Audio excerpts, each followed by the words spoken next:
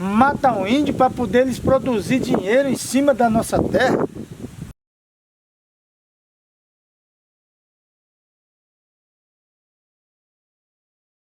Então, aqui é terra indígena Taquara, né?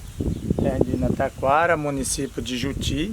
Em 1999, dia 27 de abril, fomos a primeira entrada aqui, juntamente com o cacique Marco Verão, meu pai, Awataperendê.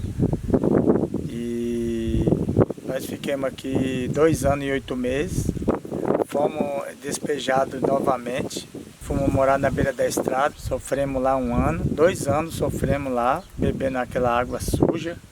Então, naquele momento, o meu pai, cacique Marco Verão, não teve mais o descanso, né? E resolvemos voltar para cá em 2003. Para amanhecer o dia 13, né?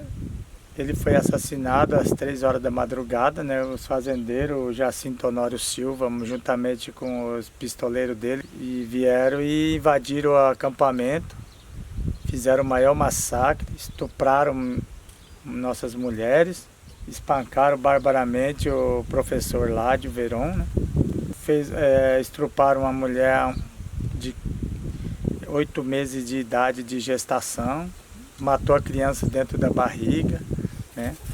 Então passamos muito sofrimento e desde lá viemos passando a perseguição, né? Mataram meu pai naquele dia, jogaram na beira da estrada como se fosse um cachorro, né?